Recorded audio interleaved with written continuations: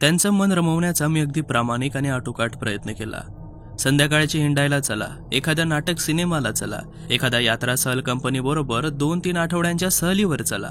मी त्यांना नाना परीने सांगून पाहिलं, पण त्यांना कशात स्वारस्यच राहिलं नव्हतं.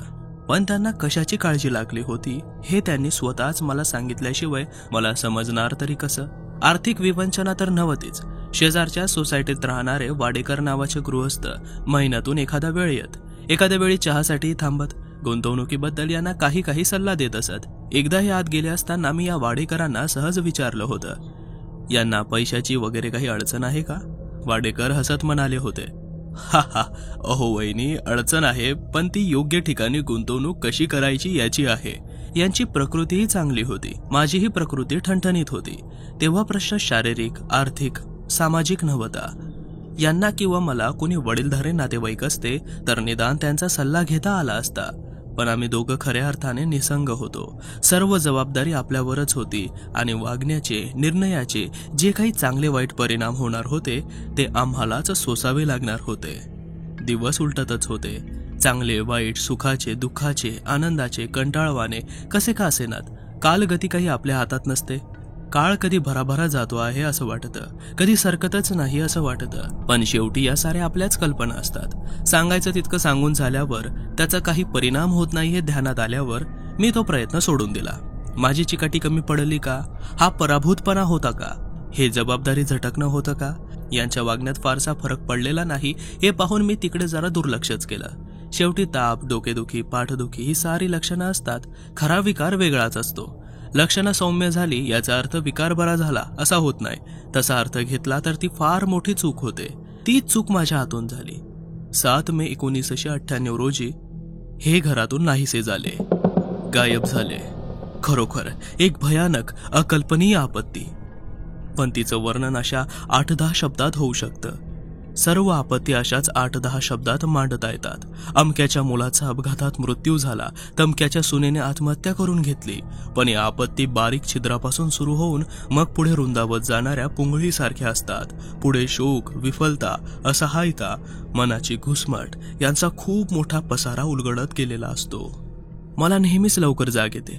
अगदी लहानपणापासूनची ती सवय आहे आणि जाग आल्यावर उगाच गादीवर लोळत पडणं मला आवडत नाही. काही ना काही कामं व्हायचीच असतात.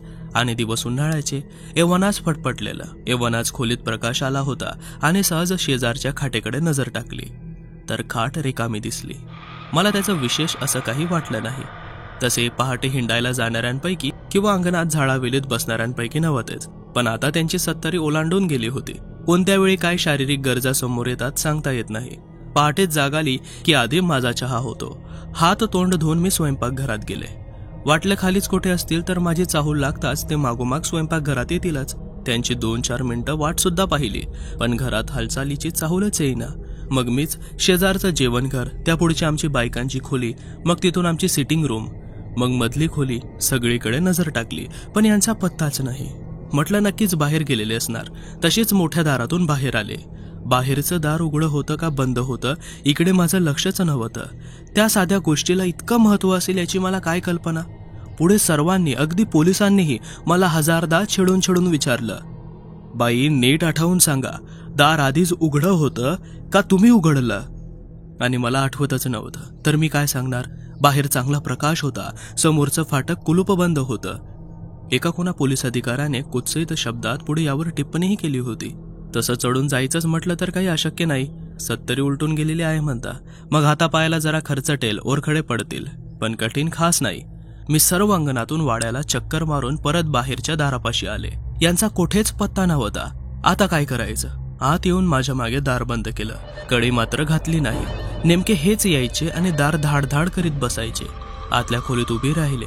यांना म्हणायचं तरी काय. खाली कुठे नाहीत, बाहेरही कुठे नाहीत. मग वरच्या मजल्यावर नुसता विचार मनात आला आणि अंगावर असा काही सरसरून काटा आला. नुसता काटा नाही, हातावर मोहरीसारख्या पुटकुळ्या आल्या.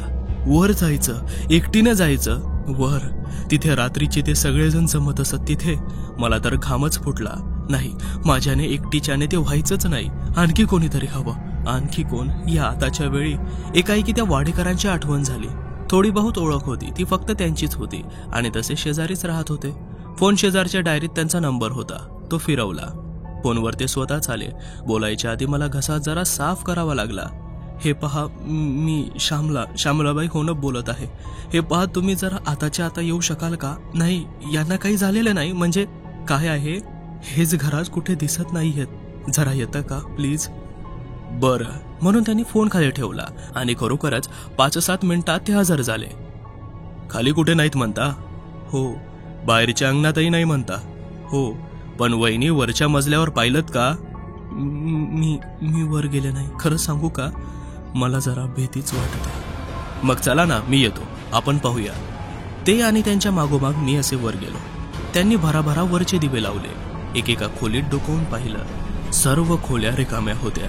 मग त्यांचे लक्ष वर माळ्याकडे जाणाऱ्या जिन्याकडे गेलं. वर काय आहे?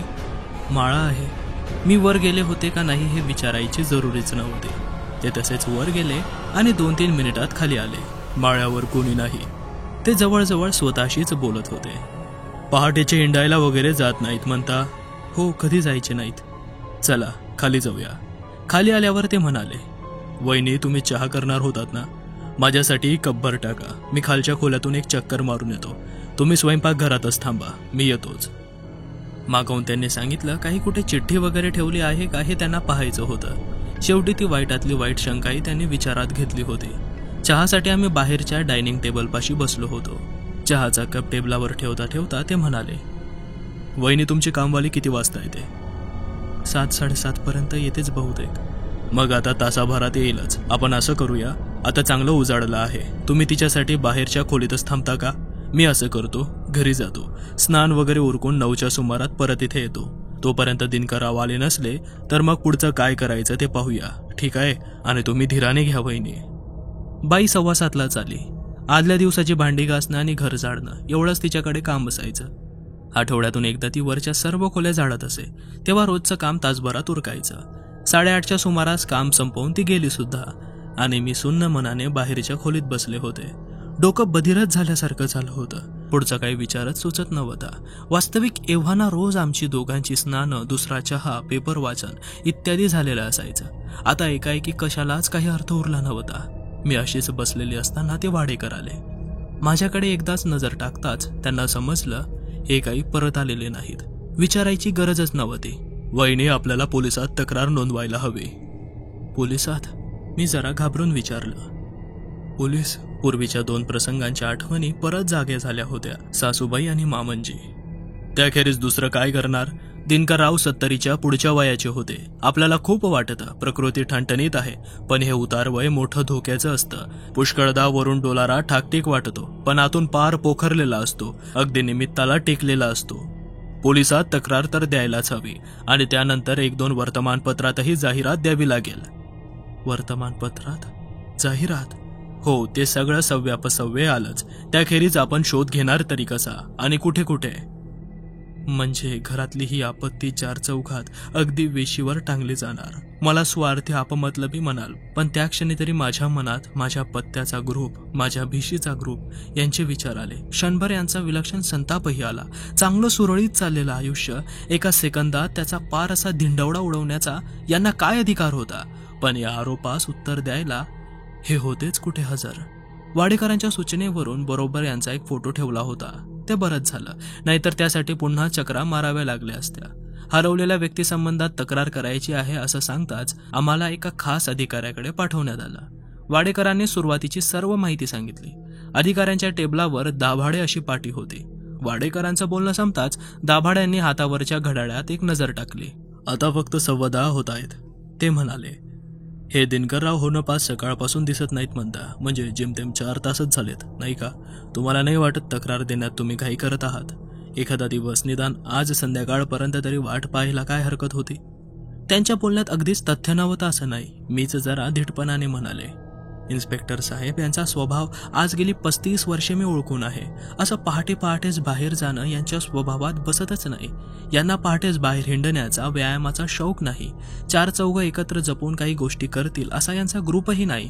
आणि आता वय 70च्या पुढे गेलेलं आहे, म्हणून काळजी वाटत आहे. ठीक आहे, एक उसासा सोडून दाभाडे म्हणाले, तुमचाच आग्रह असेल तर मग आमचा नाईलाज आहे. तुमची तक्रार नोंदवून घेतो. फोटो आणला आहेत? छान. सांगा संपूर्ण नाव? पत्ता? त्यांनी सर्व तपशील लिहून घेतला. शेवटी कागदावर पेन ठेवून ते म्हणाले, तुमची काळजी मला समजू शकते मिसेस सोनम, पण आमचा अनुभव असा आहे की 90% तरी वेळा अशी घरातून गेलेली माणसं आपण होऊन परत येतात. तेव्हा माझा सल्ला आहे की आज संध्याकाळपर्यंत वाट पहा. उद्या सकाळी मला या नंबरावर फोन करा. एका कागदावर त्यांनी फोन नंबर लिहून दिला. तोपर्यंत या हुनबांची काही खबर लागली नसली तर तसं कळवा, म्हणजे मग आम्हाला आमच्या पद्धतीने तपासास सुरुवात करता येईल. ठीक आहे तर? मला बंगल्यावर सोडून वाडेकर त्यांच्या घरी गेले. जाताना ते म्हणाले, वहिनी जरा धीराने घ्या, मी ही दुपारी संध्याकाळी तुम्हाला फोन करीनच. काही समजलंच नाही तर उद्या बघू. मी जातो तर. मी घरात आले. एकदम किती एकटं एकटं वाटायला लागलं. बाहेरच्या खोलीतच एका खुर्चीत बसले. का कुणास ठाऊक, पण माझी मनोमन खात्री झाली होती हे मला पुन्हा दिसणार नाहीत. सासूबाई, मामंजी आणि आता हे सर्व प्रसंग एकासारखे एकच नव्हते का? सासूबाई अशा नाहीशा झाल्या, पण तेव्हा घरात मामंजी आणि हे होते. मामंजी नाहीसे झाले तरी घरात हे होते. आता माझ्याशिवाय घरात कोण होतं? मी एकटीच्या एकटी.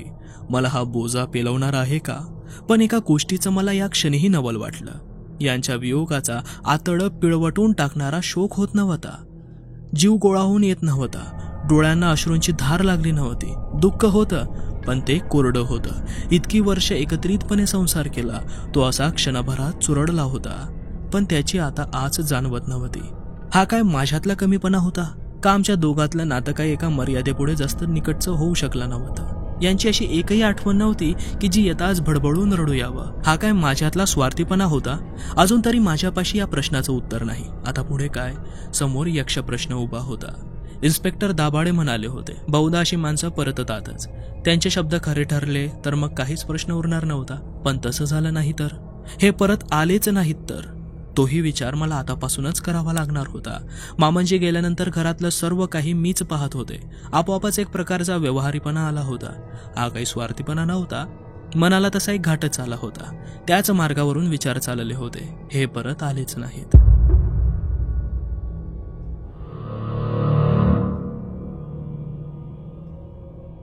अघोरी